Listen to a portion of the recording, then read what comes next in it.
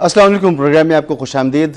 خصوصی ٹرانسمیشن ہے یہ, اور ایران کے حوالے سے, مڈل ایسٹ کے حوالے سے گفتگو ہو رہی ہے. لیکن آج کا دن خاص اہمیت کا حامل اس لیے بھی ہے کہ آج سے 1 سال پہلے ایک فالس فلیگ آپریشن کیا گیا تھا بھارت کے مقبوضہ کشمیر میں, جس میں جو مقبوضہ علاقہ ہے کشمیر کا وہاں. اور پہلگام کا یہ جو فالس فلیگ آپریشن تھا, اس کی بنیاد بنا کر ایک سازش رچی گئی تھی, اور سازش یہ تھی کہ پاکستان پر اٹیک کرنا ہے اور پاکستان کو نقصان پہنچانا ہے. اور یہ مودی کا ایک اپنی آڈینس کے لیے, انٹرنل پالیٹکس کے لیے, اور خود جو ایک اس کی نفرت ہے پاکستان کے ساتھ اور مسلمانوں کے ساتھ, اس کا مظہر تھا یہ فالس فلیگ آپریشن. اور اس طرح کی کئی مضمون کوششیں پہلے سے جاری تھیں, چاہے وہ بلوچستان کے اندر انسرجنسی ہو, چاہے وہ پاکستان کے دیگر علاقوں کے اندر دہشت گردی کی کارروائیاں ہوں. ان کے جاسوس یہاں سے پکڑے جاتے رہے, پاکستان کو ڈیسٹیبل کرنے کی ایک طویل عرصے سے کوشش ہو رہی تھی. لیکن یہ جو واقعہ تھا یہ پاکستان تیار بیٹھا تھا. الحمدللہ پاکستان کی عسکری قوت جو ہے اس کا امتحان لینا چاہا, پاکستان کی قوم کا امتحان لینا چاہا مودی نے اور مودی کے رجیم نے, اور اس کو منہ توڑ جواب ملا بنیان المرصوص کی شکل میں, مارکہ بنیان المرصوص مارکہ حق کی شکل میں. اور پھر ایک نئی تاریخ رقم ہوئی. الحمدللہ پاکستان نے دنیا بھر میں اپنی قوت کو نہ صرف منوایا, اپنا قد بڑا کیا, اور آج اسی کا تسلسل ہے کہ مڈل ایسٹ کا جو یہ اس وقت تنازع ہے, اس میں ایک مرکزی حیثیت ہے میڈیٹر اور ثالث کی حیثیت سے پاکستان کی. تو پاکستان کو قوت, جو پاکستان کی مخفی قوت تھی, اس کو ابھار ملا آج سے 1 سال پہلے اس فالس فلیگ آپریشن کے نتیجے میں جو بھارت کی جانب سے کیا گیا, اور پاکستان نے اس کا بھرپور جواب دیا.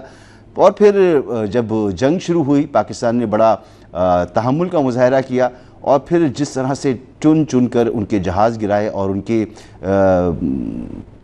بھارتی ایسٹس کو نشانہ بنایا. تو ڈونلڈ ٹرمپ بار بار مودی کو چڑھاتے رہے. ایک انہوں نے چڑ بنا لی تھی کہ ان کے جہاز گرے ہیں, کبھی وہ 5 کہتے تھے, کبھی 6 کہتے تھے, کبھی 8 کہتے تھے. بہرحال ہم تو جانتے ہیں, اب پوری دنیا کو پتہ ہے, دہرانے کی ضرورت نہیں ہے. لیکن اس وقت جب پوری دنیا ایک جنگ کی لپیٹ میں ہے, بھارت کی طرف سے پھر یہ مضمون کوششیں ہو رہی ہیں اور یہ اشارے مل رہے ہیں, چاہے وہ ان کے پولیٹیشنز ہوں, بی جے پی کے کرتا دھرتا ہوں, یا ان کی فوج کی اعلیٰ کمان ہوں. اب یہ بات کر رہے ہیں کہ آپریشن اسی وقت سے انہوں نے شروع کر دیا تھا کہ مودی کا کہنا تھا کہ آپریشن سندور جو ہے وہ پاز پر ہے, لیکن دوبارہ کبھی انہوں نے ہمت نہیں ہوئی. اور مودی صاحب جو یہ کہتے رہے, میں ان کو آپ کو سناتا بھی ہوں تاکہ یاد دہانی ہو جائے.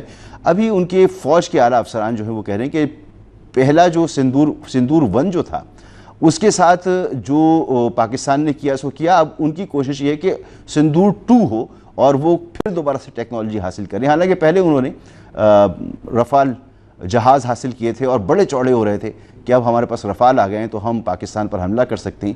تو دوبارہ بھی اپنی اگر انہوں نے کوئی خواہش پوری کرنی ہے تو کر کے دیکھ لیں.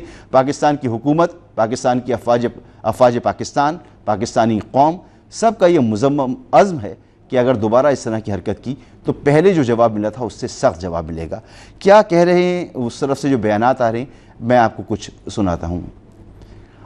چلیں یہ بیانات میں آپ کو آگے چل کے سناتا ہوں. میں مہمانوں کی طرف آتا ہوں, اور ہمارے ساتھ موجود ہیں ایئر مارشل ریٹائرڈ سعید محمد خان صاحب. سر آپ نے وقت دیا ہمیں.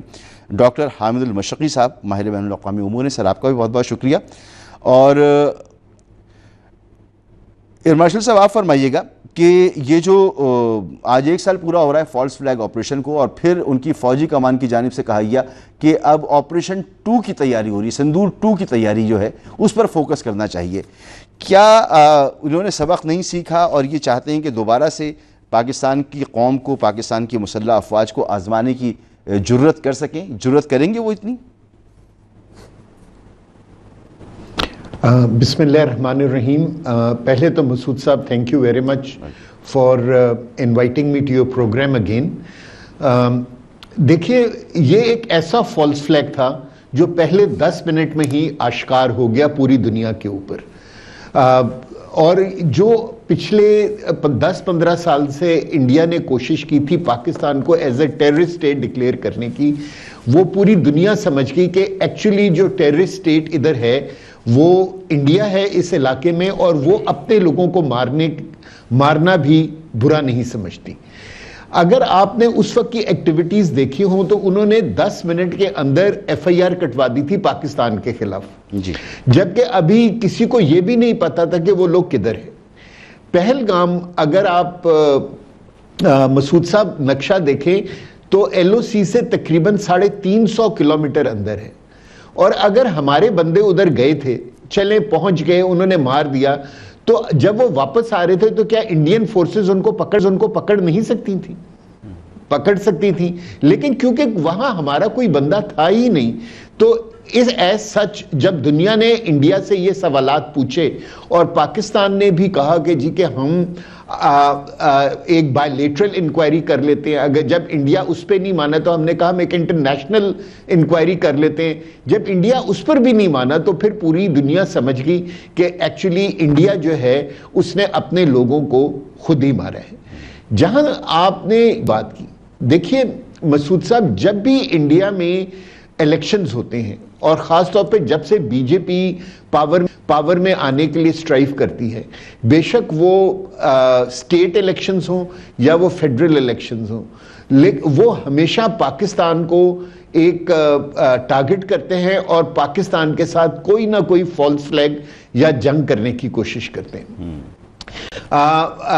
2019 میں بھی 2025 میں بھی اگر آپ کو یاد ہو تو ان کے ایسٹرن پروونسز کے اندر الیکشن تھے، اور یہ فالس فلیگ بھی اس لیے کیا گیا تھا کہ ان پروونسز کے اندر انڈین گورنمنٹ بہت، بی جے پی کی گورنمنٹ جو تھی وہ بہت ان پاپولر تھی، لیکن پاکستان نے، کیونکہ ہمیں پتا تھا کہ انڈین ڈیزائن یہ ہے، تو پاکستان کی ڈیفنس فورسز بہت پریپیئرڈ تھی، اور خاص طور پہ پاکستان ایئر فورس جو ہے وہ بہت پریپیئرڈ تھی اس طرح کے ایشو کو ٹیکل کرنے کے لیے، اور پھر ہم نے صرف 4 دن کی وار میں ان کو وہ نقصان پہنچایا جس کا وہ سوچ بھی نہیں سکتے تھے۔ اور آپ نے خود اپنے انٹروڈکشن میں مسعود صاحب فرمایا کہ اب ایکچولی رافیل جو ہے وہ پوری دنیا میں انڈیا کے لیے ایک مذاق بن گیا ہے، اور جب بھی لوگ رافیل دیکھتے ہیں تو ان کو انڈیا کی وہ شکست یاد آتی ہے۔ اگر آگے ان کے جنرلز جس طرح کہہ رہے کہ سندھو 2 ہوگا، اگر وہ یہ چاہتے ہیں کہ سندھو 2 کریں تو 100 بسم اللہ، لیکن اس مرتبہ بھی ان کو پہلے سے زیادہ مار پڑے گی۔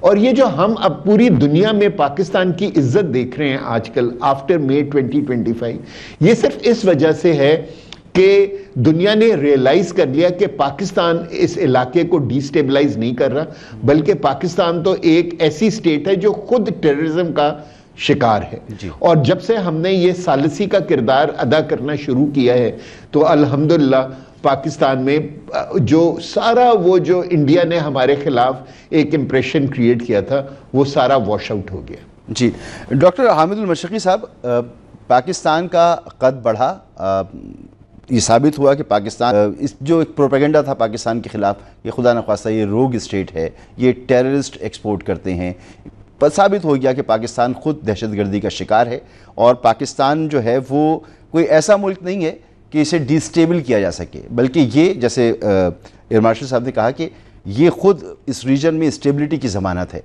تو پاکستان کو کیا کیا اس سے جو ہے وہ فوائد حاصل ہوئے، یعنی پاکستان کو کہاں کہاں اس فتح کا جو ہے وہ ثمر ملا؟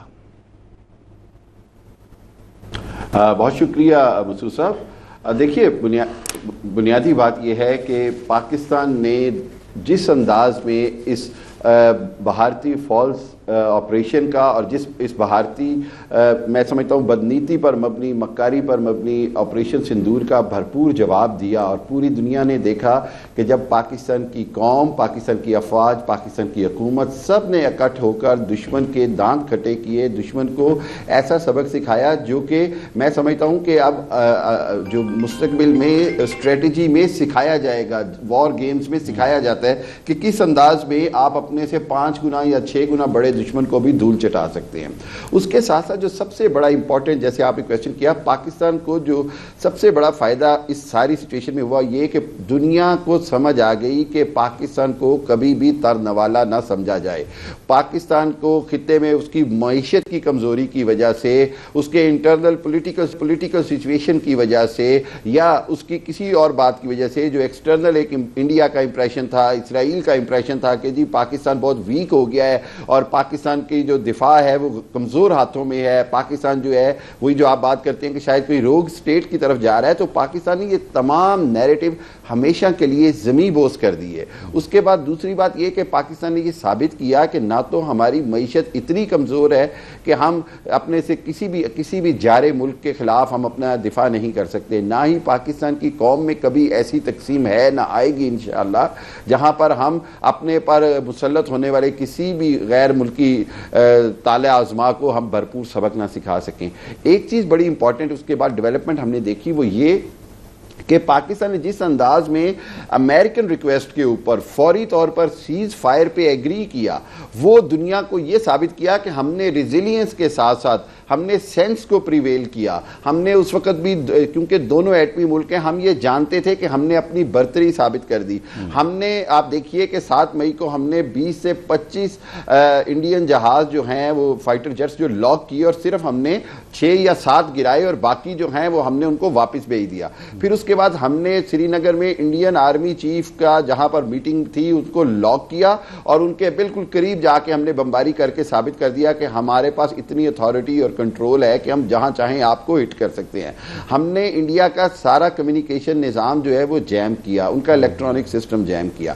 اس ساری صورتحال کے اندر ہم نے جو سب سے بڑی چیز اچیو کی، میں سمجھتا ہوں وہ یہ کہ ایک ذمہ دار قوم کا جو ٹائٹل ہے، ذمہ دار قوم ہونے کا جو ثبوت ہے، وہ ہم نے دنیا کو دیا۔ اس کے بعد دنیا نے ہمیں، یہ جو ابھی آپ نے انٹروڈکشن میں بڑی پیاری بات کہی کہ دنیا نے ہمیں ایک اور لیول پہ لینا شروع کیا ایز اے کی stabiliser factor in the region, کہ دنیا کو یہ پتا چلا کہ اگر دنیا میں امن کی کوئی بات کرتا ہے اور عملی طور پر بھی وہ وہی کرتا ہے تو وہ پاکستان ہے۔ 80,000 شہادتیں ہم نے دہشت گردی کے خلاف جنگ کے اوپر دی ہیں، تو ہم نے اس کی قیمت چکائی ہے، اور ہم نے اس کے بعد دنیا کو امن دینے کے لیے ہم اپنا کردار ادا کر رہے ہیں۔ اور آج جہاں پر امریکہ ہو یا ایران ہو، جو دنیا میں کسی کی سننے کو تیار نہیں ہے، وہ دونوں پاکستان کی طرف دیکھ رہے ہیں، پاکستان کی سنتے ہیں، پاکستان ان سے اپنی بات منوانے کی حیثیت رکھتا ہے۔ اگر فیلڈ مارشل عاصم منیر صاحب نے 3 دن تہران میں گزار کر آپ نے ہرمز کھلوائی، جس پر ایران کسی صورت راضی نہیں تھا، تو یہ دنیا نے دیکھا کہ کس طرح پاکستان کا موقف جو ہے، یا پاکستان کی اسٹرانگ ملٹری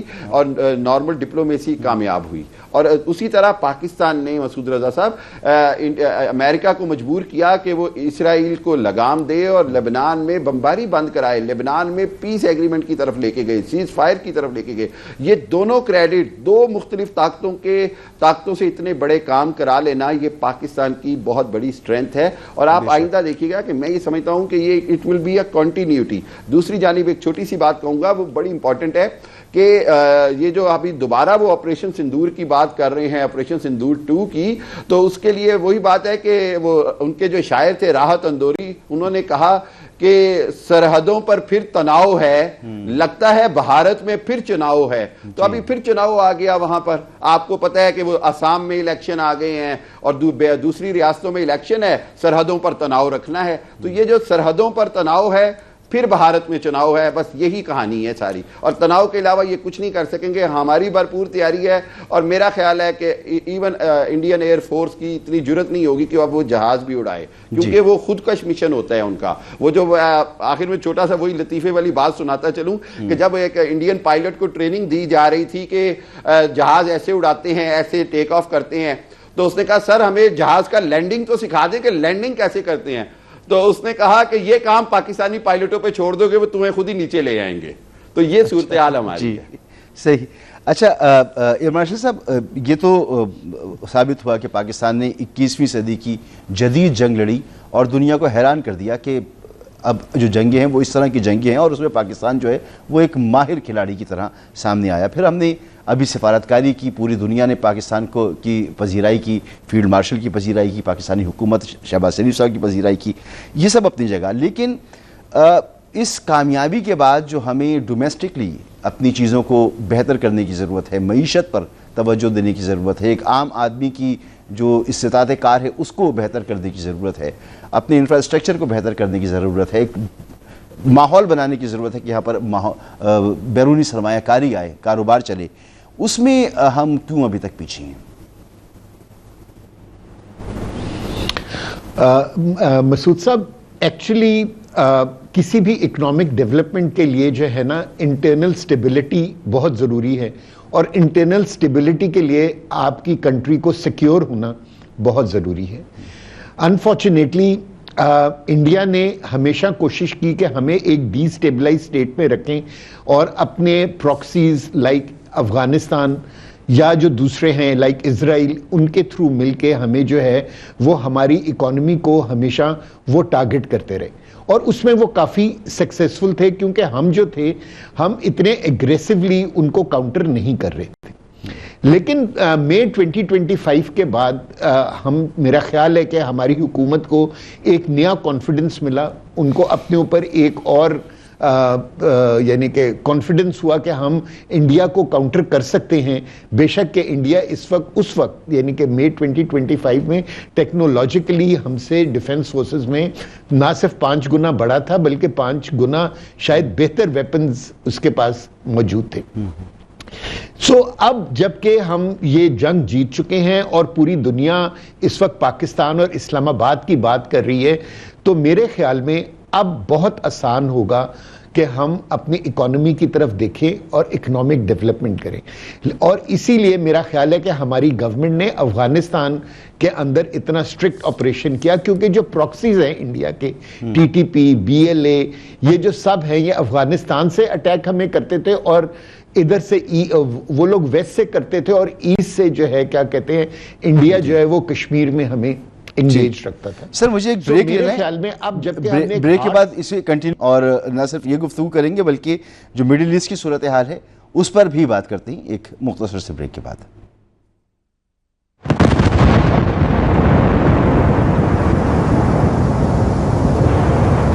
ایک بار پھر خوش آمدید کہتے ہیں اس خصوصی ٹرانسمیشن میں۔ بریک سے پہلے پہلگام واقعے کا ذکر ہو رہا تھا اور بات ہو رہی تھی، اور پاکستان نے اس سے کیا کامیابیاں حاصل کی، کن چیزوں کی ضرورت ہے، اس پر بات ہوئی۔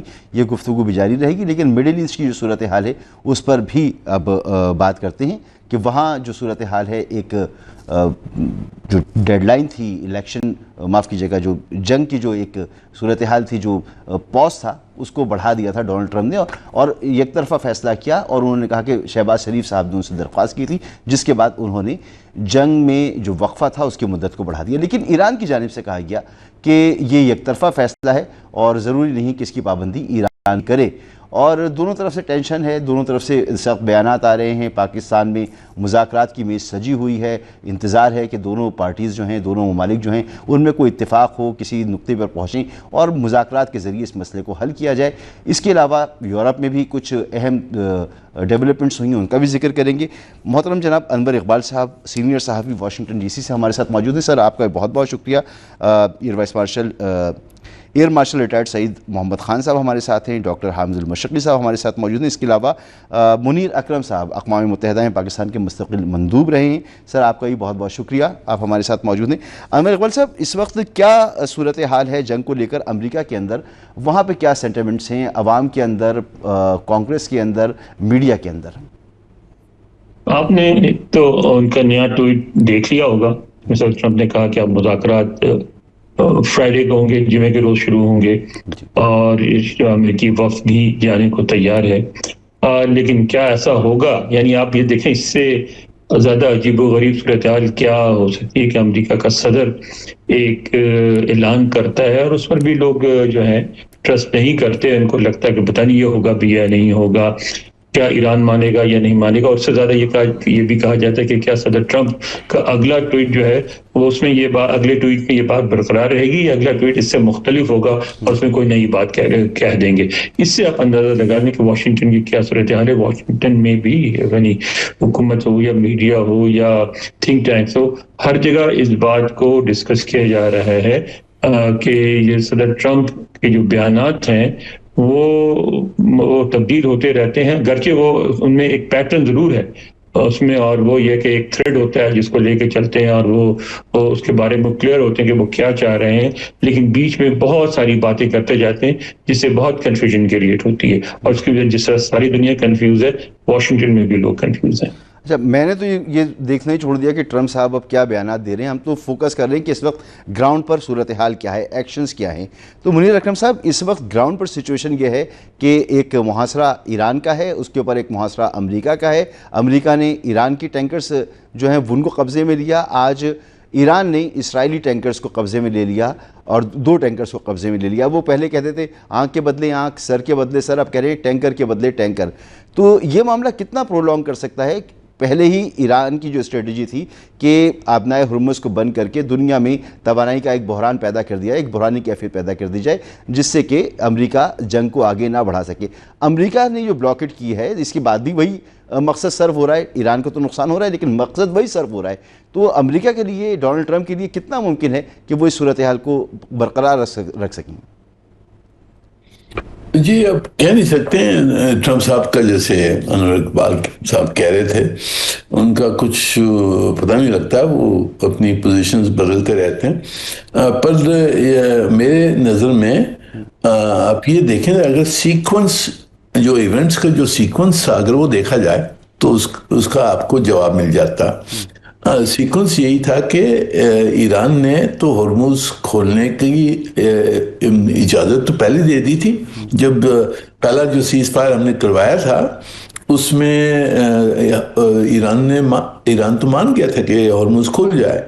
اس کے بعد میں اسرائیل کی حملے شروع ہو گئے لیبنان پر، تو پھر انہوں نے بند کر دیا۔ پھر ہماری تحت تو ٹرمپ صاحب نے اس کو دبایا، پھر سیز فائر لیبنان میں سیز فائر ہو گیا، تو پھر اراغچی صاحب نے اعلان کیا کہ ہرمز اب کھل گیا ہے۔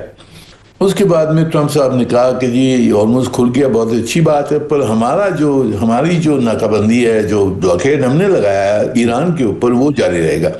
اس کے بعد میں انہوں نے پھر بند کر دیا ہرمز کو۔ تو اس کا مسئلہ یہی ہے کہ جی جب تک یہ بلاکیڈ نہیں ہٹے گا تو ہرمز کا جو بلاکیڈ ایران نے لگایا وہ نہیں ہٹے گا۔ میرے نظر میں اگر مذاکرات کو آگے بڑھانا ہے تو یہ دونوں بلاکیڈز کو ہٹانا پڑے گا۔ تو اب یہ دیکھنے کی بات ہے کہ امریکہ ہٹانے کے لیے تیار ہے، اور اگر ہٹانے کے لیے تیار ہے تو پھر ایران تیار ہوگا۔ میرے خیال میں ایرانی جو بھی ابھی اسٹیٹمنٹس جو میں دیکھ رہا تھا، وہ ان کے جو پرماننٹ ریپرزینٹیو نے ابھی کیا، انہوں نے کہا کہ ہمارے اوپر سے یہ جو پابندی لگائی ہے اس کو ہٹائیں تو ہم آ جائیں گے مذاکرات۔ تو یہ دونوں بلاکیڈز جو ہیں ان کو ہٹانے کی ضرورت ہے، اور اس کے بعد میں پھر شروع ہو سکتا ہے۔ میرے خیال میں یہ پہلی بات ہی یہ کرنی ہے، اور انشاءاللہ اگر ہماری کوششیں سکسیسفل ہوتی ہیں تو یہ ہٹ جائے گا۔ ٹھیک ہے۔ اچھا، اس پر آپ کو حیرت ہوتی ہے کہ ایک کانفیڈنس کا پہلے ہی فقدان موجود تھا، مذاکرات کی میز پر دونوں ملک بیٹھ بھی گئے، اس کے بعد وہ مذاکرات 21 گھنٹے چلے، پھر یہ توقع تھی کہ آگے بھی بات چیت ہوگی، یہاں پر پاز آیا ہے اور پھر بات چیت کا عمل لیکن اس دوران بجائے یہ کہ کانفیڈنس کے میجرز دیے جاتے، کانفیڈنس بلڈ کیا جاتا، مزید کانفیڈنس جو ہے وہ ڈیٹوریٹ ہوا ہے، ٹوٹا ہے کانفیڈنس۔ اور اس میں ڈونلڈ ٹرمپ صاحب کی وہ ٹویٹ جسے ابھی انور اقبال صاحب بتا رہے تھے، جو ان کے بیانات ہیں، بدلتے بیانات، ان کی اسٹریٹجی، یہ اس پہ کار فرما ہے۔ تو ڈونلڈ ٹرمپ صاحب یہ مذاکرات میں ان کی سنجیدگی ظاہر نہیں ہو رہی ہے، اس کی کیا وجہ ہے؟ جی دیکھیں، اس میں میرے نظر میں بہت ساری ایکسپلینیشن ہو سکتی ہیں۔ اندرونی مسئلے ہیں، ان کو دکھانا ہے کہ بڑا مسکولر اپروچ دکھانا ہوتا ہے اپنے لوگوں کو، پر میرے خیال میں جو جڑ ہے اس کی یہ اسرائیل ہے۔ اسرائیل نے یہ جنگ شروع کروائی، جب یہ سیز فائر کی اناؤنسمنٹ ہوئی، انہوں نے پھر لیبنان پہ شروع کر دیا جنگ، اور اس کو سیبوٹاج کرنے کے لیے۔ اور ابھی بھی میرے خیال میں انہی کی جو لوگ ہیں، جو اسرائیلی لابی ہے وہ واشنگٹن میں، وہ they are working overtime کہ کس نہ کس طریقے سے یہ حالات بگڑ جائیں اور یہ جنگ جاری رہے۔ یہ اسرائیل کے حق میں ہے اور کس کے حق میں نہیں۔ ٹھیک۔ اچھا حامد المشرقی صاحب، ہم تو پوری دنیا سے یہ سن رہے ہیں اور ہمیں خود بھی یہ نظر آ رہا ہے کہ انہیں اس جنگ میں بڑا اچھا پرفارم کیا ہے, ٹف ٹائم دیا ہے, 40 دن تک امریکہ کے سامنے کھڑا رہا. لیکن ڈونلڈ ٹرمپ کے رویے سے لگتا ہے کہ وہ خود ہی جنگ کا فیصلہ کرتے ہیں, خود ہی سیز فائر کا فیصلہ کرتے ہیں, خود ہی مذاکرات کا فیصلہ کرتے ہیں, خود ہی مذاکرات نہیں کرنے اس کا فیصلہ کرتے ہیں, اور ایران کو وہ آن بورڈ بھی نہیں لیتے. تو یہ کسی خاص قسم کے مزاج میں, کسی اورا میں پھنسے میں, یا یہ کوئی اسٹریٹجی ہے؟ دیکھیے مسعود صاحب, یہ میں سمجھتا ہوں کہ بڑی بدقسمتی ہے کہ پریزیڈنٹ ٹرمپ کو سچویشن کی ریئلائزیشن نہیں ہو رہی ہے صحیح اندازے میں. وہ شاید اسی چیز میں مخمسے میں پھنسے ہوئے ہیں کہ کسی بھی طرح ایران کو ہم مجبور کر لیں کہ وہ ان کی ٹرمز کے اوپر اور پہلے سے ہی ساری ٹرمز ایگری کر جائے اور مذاکرات پھر شروع ہوں. مذاکرات کبھی بھی ساری ٹرمز ایگری کروا کر شروع نہیں ہوتے, بلکہ مذاکرات کا مقصد ہی کچھ لو اور کچھ دو کی بنیاد پر ہوتا ہے. دوسری بات یہ ہے کہ پریزیڈنٹ ٹرمپ کو یہ بات سمجھنی ہوگی کہ ان کے تمام اندازے اور جو کہ نیتن یاہو نے جو ان کے فیڈ بیک دیا تھا کہ جی ایران 2 دن میں جو ہے وہ سرنڈر کر دے گا, 3 دن میں وہاں سڑکوں پہ لوگ آ جائیں گے, چوتھے دن احمد رضا پہلوی اقتدار میں آ جائیں گے اور ایران کی جو ہے وہ ساری چیزیں جو ہے وہ امریکہ کے کنٹرول میں چلی جائیں گی, اور یہ وینزویلا کی 45 منٹ کا آپریشن ہے, یہ 4 سے 5 دن کا آپریشن, اور جناب آپ فتح کی ٹرافی لے کے تو واشنگٹن آ جائیں گے. ایسا کچھ نہیں ہوا. حقیقت یہ ہے کہ ایران نے بالکل ریزیلینس کی ہے, ایران کی قوم نے اکٹھے ہو کے سمجھا ہے اور یہ دنیا کو پیغام دیا ہے کہ ان کے اندر کے اختلافات یا کچھ بھی ہوں, جب دشمن باہر سے آئے تو اس کے خلاف جو ہیں وہ اکٹھے ہو کے لڑے ہیں. اب موجودہ صورتحال کے اندر جو منیر اکرم صاحب بھی بات کر رہے ہیں, موسٹ امپورٹنٹ یہی ہے کہ جو پریزیڈنٹ ٹرمپ ہیں وہ خود میں سمجھتا ہوں انڈیسائسو چل رہے ہیں کہ وہ کس طرح آگے لے کے چلنا چاہ رہے ہیں. کیا وہ یہ سمجھتے ہیں کہ ایران اس طرح دباؤ میں آئے گا؟ تو نہیں آئے گا. بحریہ اس کی آبنائے ہرمز کی جو ناکہ بندی ہے وہ چاہے امریکہ کرے یا ایران کرے, سفرنگ جو ہے وہ باقی ساری دنیا کے لیے ہے. تیل کی قیمتیں باقی دنیا کی بڑھتی ہیں. میں یہ سمجھتا ہوں کہ امریکن پریزیڈنٹ کو جو یہ مشورہ دیا گیا جی کہ آپ بلاکیڈ کے آگے بلاکیڈ کر لیں, اس کے بعد جی جو ایران کو جو وہ ٹول کی شکل میں جو ملینز آف ڈالر ڈیلی کے اکٹھے ہو رہے ہیں وہ بند ہو جائے گا.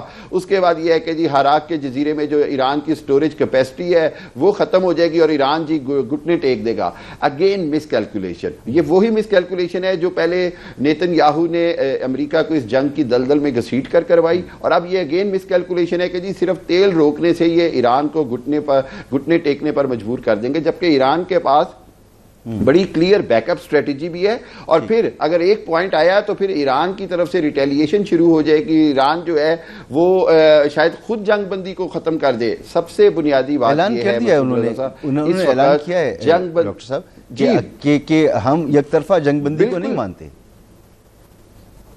جی بالکل ایسے ہی. دیکھیے ان کی کیپیسٹی رن آؤٹ ہو جائے گی, ان کی ایک ریزیلینس ہے, ان کے اوپر اکنامیکل پریشر ہے. اور ایک بات آپ ذہن میں رکھیں کہ ہم اس کے اندر چائنیز فیکٹر کو اگر امریکہ اس طرح اگنور کرے گا تو یہ جنگ اور خطرناک صورتحال ہو جائے گی, کیونکہ سب سے بڑا جو چائنا کا دارومدار ہے وہ ایرانی آئل سے ہے. ایران کا آئل کا سب سے بڑا خریدار چائنا ہے. چائنا کی طرف سے بڑا کلیئر اسٹیٹمنٹ آ گیا کہ جی یہ جو ہے یہ انٹرنیشنل لاز کے خلاف ہے, بلاکیڈ کے اوپر بلاکیڈ کر رہے ہیں, یہ جو پورے معاملے کو مزید پیچیدہ اور مشکل کر دے گی. یہ وہ میسج ہے جس کے بعد ایران کے پاس بڑی کلیئر جسٹیفیکیشن ہوگی ٹو ریٹیلیٹ. جنگ بندی کی جو ہے وہ اس کو یک طرفہ طور پہ ختم بھی کر سکتا ہے. اور چھوٹی سی بات کہوں گا کہ میں بار بار ایک چیز پہ ایمفیسائز کر رہا ہوں, وہ یہ ہے کہ امریکہ کو یہ سمجھنا ہوگا کہ جن شرائط پہ وہ امان مذاکرات پہ راضی ہو گیا تھا اس کو اس سے زیادہ نہیں ملنا بلکہ اس سے کم ملنا ہے. یہ جو مذاکرات کا دوسرا یا پہلا دور ہے اس میں ڈیمانڈز وہ امان مذاکرات سے بھی زیادہ کر رہا ہے. جی ساری یورینیم میرے حوالے کر دو. امان میں یہ نہیں کہا گیا. پھر کہا جا رہا ہے جی کہ آپ اپنے ہرمز کے اوپر ٹیکس نہیں لیں گے, آپ یہ نہیں کریں گے, آپ سب. ایران اس کا جواب دے رہا ہے نا سر, اس کا ایران جواب دے رہا ہے کہ آپ مذاکرات کی میز کو بھی میدان جنگی سمجھیں اور جو آپ نے کامیابیاں میدان جنگ میں حاصل کی ہیں وہی لے کر آپ مذاکرات کی میز پر آئیں اور اسی طرح کی آپ کچھ دس از دا ہول پوائنٹ. جی اچھا ایئر مارشل صاحب, مسعود رضا صاحب دیکھیے یہ فیس سیونگ تھی, اور فیس سیونگ جو ہے وہ اسی طرح ملتی ہے کہ آپ کچھ لے اور کچھ دو کی بنیاد پہ مذاکرات کو کامیاب کرتے ہیں. یہ بات امریکہ کو سمجھنی ہوگی. اس سے پہلے کہ مذاکرات کن چیزوں پر جو ہے وہ بات چیت ہو سکتی ہے, کون سے پوائنٹ ڈویبل ہیں اس پہ بات کریں. ایئر مارشل صاحب یہ بتائیں کہ اس وقت جب ہم بات کر رہے ہیں اس وقت جنگ دوبارہ چھڑ جائے اس کا کتنا خطرہ موجود ہے؟ میرے خیال میں مسعود صاحب دونوں ممالک جو ہیں, جو امریکہ اور ایران ہیں, وہ چاہتے ہیں کہ اب یہ اس کانفلکٹ کا ایک اینڈ ہونا چاہیے, لیکن دونوں جو ہیں وہ اپنے ایگو میں پھنسے ہوئے ہیں اور دونوں چاہتے ہیں کہ اس وار سے ایک نوشن آف وکٹری کے ساتھ ایگزٹ کریں. انفارچونیٹلی اس وقت جو ہے کیا کہتے ہیں, امریکہ کو وہ نوشن آف وکٹری نہیں مل رہا, اور میرے ساتھ جو کو پینلسٹ ہیں انہوں نے جتنے سارے واقعات کا ریسنٹلی ذکر کیا ہے وہ صرف اس وجہ سے ہو رہے ہیں کہ امریکہ کو وہ نوشن آف وکٹری نہیں مل رہی جس کو وہ لے کے یہاں سے چلا جائے. آپ کا سوال کہ اگر جنگ ہو تو اس کا کیا ہوگا, تو میرے خیال میں اگر آگے جنگ ہوئی تو وہ جو ابھی تک جنگ ہوئی ہے اس سے بہت زیادہ خطرناک. نہیں, میں یہ نہیں پوچھ رہا کہ کیا جنگ کیسی ہوگی, میں یہ جاننا چاہ رہا ہوں سر ان حالات میں مذاکرات ہی واحد راستہ ہے, یہ سمجھ چکے ہیں فریقین, یا ابھی بھی اس بات کا امکان موجود ہے کہ دونوں پھر اسی طرح کی لڑائی میں چلے جائیں جو انہوں نے 40 دن تک لڑی ہے؟ دیکھیے دونوں سمجھتے ہیں, امریکہ اور ایران دونوں سمجھتے ہیں کہ اس وقت مذاکرات ہی کے تھرو وہ کیا کہتے ہیں کوئی ڈیل حاصل کر سکتے ہیں ایک دوسرے سے. لیکن جس طرح منیر اکرم صاحب نے بھی کہا کہ اس وقت جو بل ان دا چائنا شاپ ہے نا وہ اسرائیل ہے.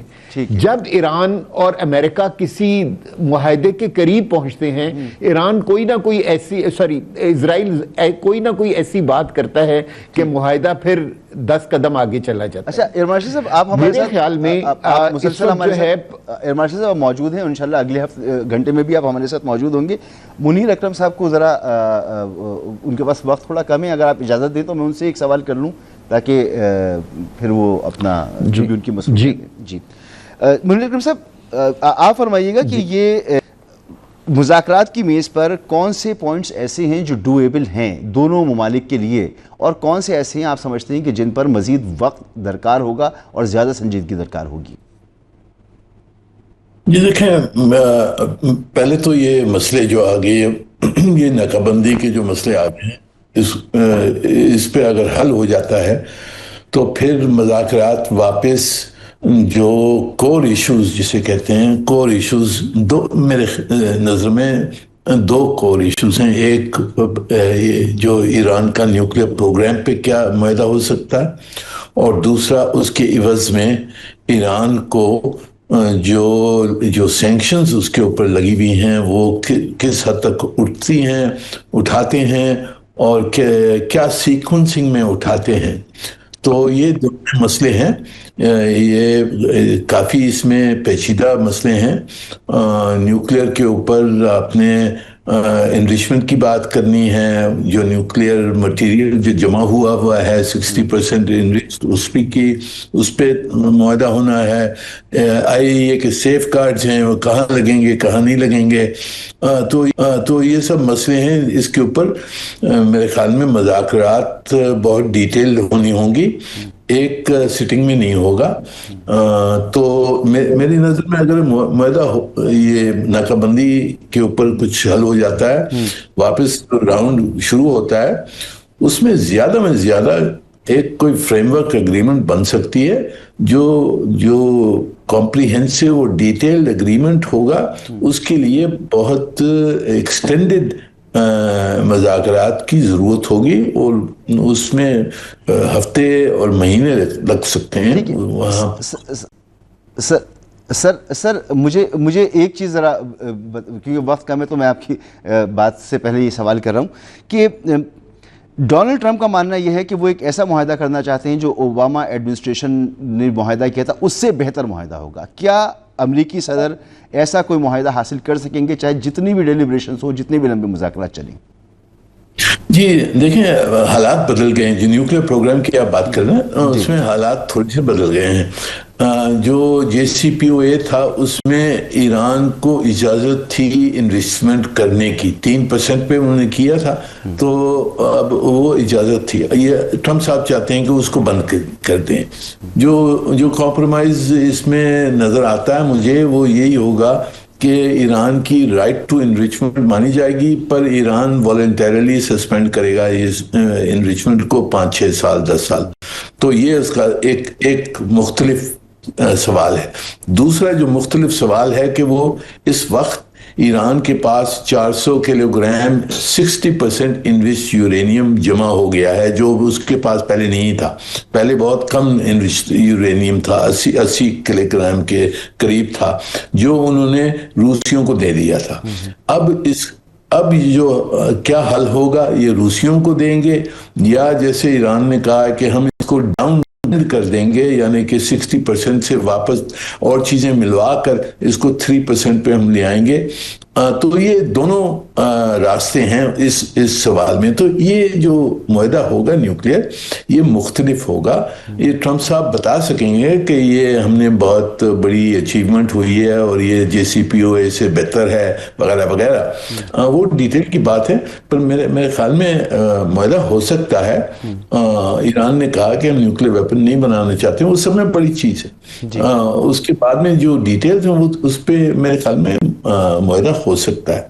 ٹھیک ہے, یہاں ایک بریک لینا ہے, ہیڈ لائنز کی طرف جائیں گے. بہت شکریہ آپ جناب منیر اکرم صاحب, جناب ڈاکٹر حامد المشرقی صاحب آپ کا بھی شکریہ. میں ریکویسٹ کروں گا جناب انور اقبال صاحب سے کہ اگر وہ ہیڈ لائن کے بعد کچھ وقت مزید دے سکیں تو بڑی مہربانی ہوگی. دیگر مہمان بھی موجود ہوں گے ایک بریک کے بعد, اور ایئر مارشل ریٹائرڈ سعید محمد خان صاحب بھی ہمارے ساتھ موجود ہیں. ہیڈ لائنز کے بعد واپس آتے ہیں.